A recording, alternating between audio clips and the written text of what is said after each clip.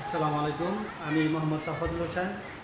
প্রিয় শিক্ষার্থী, ক্লাস 7-এর প্রিয় শিক্ষার্থীরা, আজকে তোমাদের সামনে আমি যে টপিকটি নিয়ে এসেছি সেটা হচ্ছে সেন্টেন্স। সেন্টেন্স নিয়ে আজকে তোমাদের সাথে আলোচনা করব।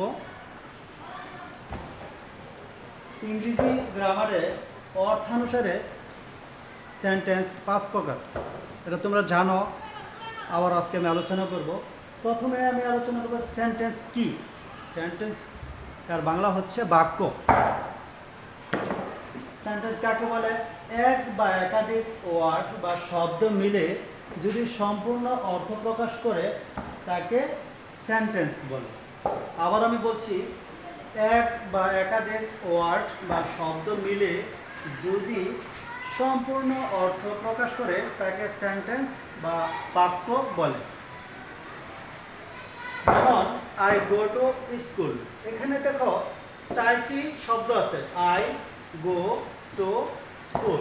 এই 4টি শব্দ মিলে একটি মিনিংফুল সেন্টেন্স হয়েছে, যে আই গো টু স্কুল মানে আমি স্কুলে যাই। সিমিলারলি তোমরা আরও উদাহরণ দিতে পারো, Rohin goes to school, I am reading a book, like this. তারপর আসো অর্থানুসারে সেন্টেন্সের প্রকারভেদ। ইংরেজিতে অর্থানুসারে সেন্টেন্স 5 প্রকার, যেমন বা যথা অ্যাসার্টিভ সেন্টেন্স বা বিবৃতিমূলক বাক্য। একটা উদাহরণ দেবো অ্যাসার্টিভ সেন্টেন্সের, যেমন রহিম ইজ এ স্টুডেন্ট, রহিম একজন ছাত্র। 2 নম্বর আসো ইন্টারোগেটিভ সেন্টেন্স বা প্রশ্নবোধক বাক্য।